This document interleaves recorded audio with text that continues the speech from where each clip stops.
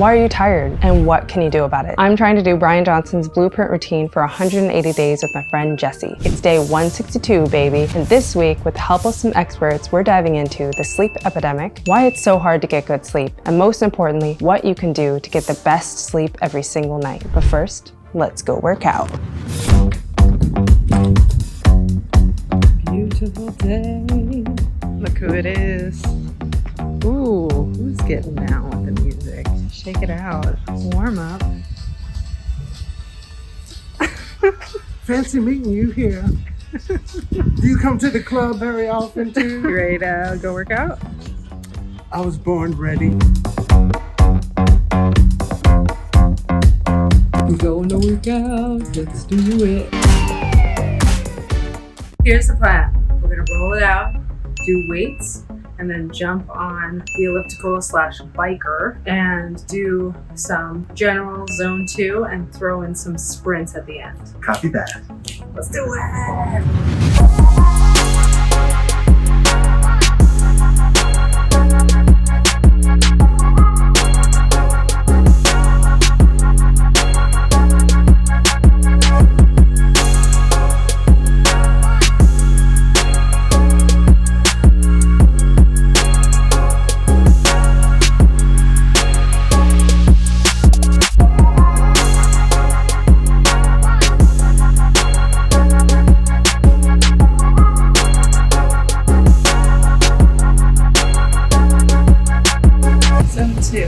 Plus some sprints at the end.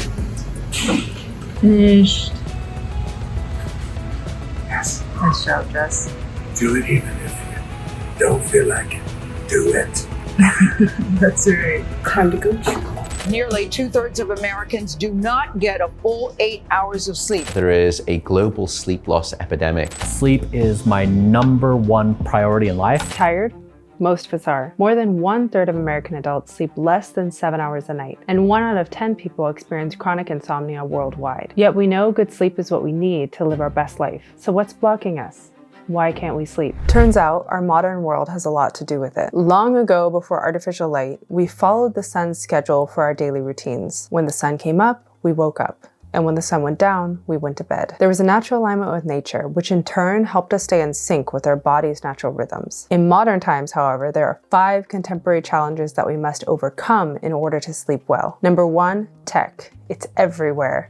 Our electronic devices emit blue light, which suppresses melatonin, the hormone that makes us feel sleepy. This constant interaction with blue light reduces sleep quality and promotes wakefulness late into the night. Number 2, social jet lag. This is the discrepancy between social and biological rhythms. Irregular work schedules, such as working late into the night, late night events, such as going to the club and parties that extend beyond our normal sleep hours, and globalization, changing between time zones on a regular basis. All of these things put our circadian rhythms out of whack. Number 3, stress and anxiety. Modern life was meant to make things easier, and ironically, it's made them more stressful than ever. Work pressure, social obligation, constant communication, this all leads to chronic stress. And paired with a lack of stress management, so not completing the stress cycles in our bodies, this is making us sick. Specifically, it looks like hyperarousal, which makes it very hard to calm down enough to actually get quality sleep. Number 4, sedentary behavior and poor sleep hygiene. We aren't meant to sit all day. Lack of physical activity makes it hard to sleep. We need consistent movement every day in order for our body to get back into its natural rhythm. Without movement, it is hard to get great sleep. Move more to sleep better. And poor sleep looks like irregular sleep schedules. One night we go to bed at 10 p.m., next night at 1 a.m. Our body wants to be in rhythm, but we're the driver, so it's up to us to keep a consistent beat that our body can follow. Excessive caffeine consumption,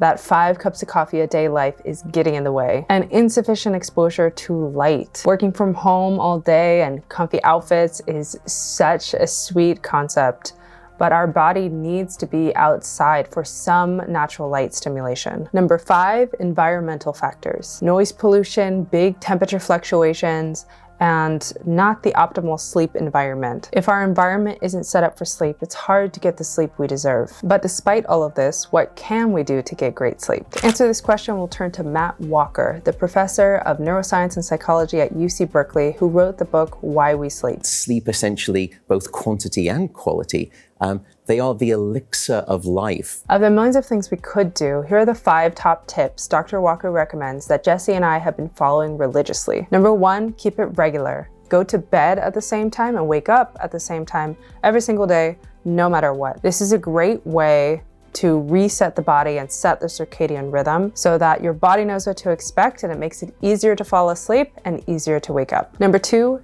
darkness. We are a darkness-deprived society. We're surrounded by artificial lights and devices, which are getting in the way of our body understanding it's time to rest. So what we can do is, once the sun starts to go down, we can dim our lights or turn off half of our lights, stop using devices, and just do relaxing activities to indicate to our body it's time to wind down now. Number 3, keep it cool. Ideally, the bedroom is set to 65 degrees Fahrenheit. This is because our body needs to drop 1 to 2 degrees in order to fall asleep. So if our bedroom is cooler, it helps us with the falling asleep process. Number 4, walk it out. If you wake up at any point in the night and you are lying in bed for more than 10 minutes, get up, get out of bed, walk it out, sit in the living room with some dim lights, read a book until you feel tired. Only then re-enter the bedroom and go to bed. Re-establish the association between bed and sleepiness. We want to avoid lying in bed when we are wide awake. Number 5, no caffeine after 2 p.m.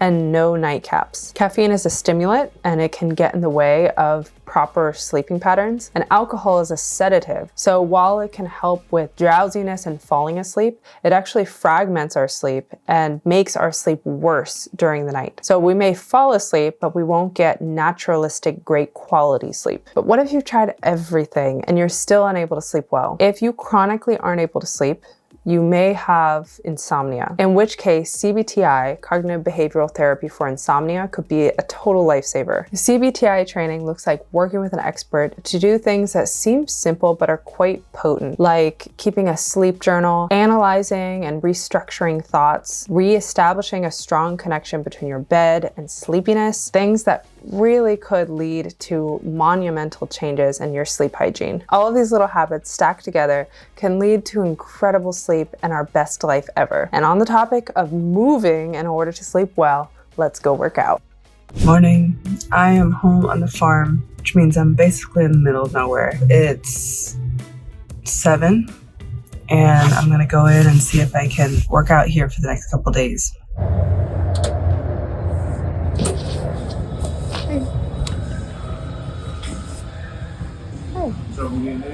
I don't have a pass, so I was hoping to just get a day pass. Okay, for sure. Have you been here before? I came yesterday for the free. Okay. What time did you come yesterday? I came 7 yesterday. At night? No, 7 a.m. Okay. I mean, technically they run for 24 hours. I can just let you. Oh, nice. Yeah, if Okay. you want to just. Yeah, sweet. Yeah. That'd be So awesome. You go ahead. Thank Go you. ahead, yeah. Let's go work out.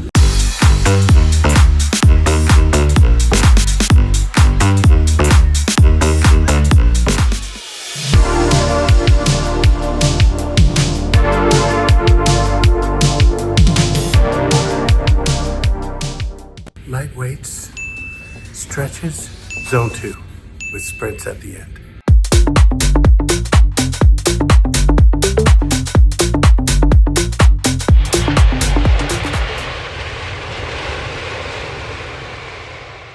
Exciting news.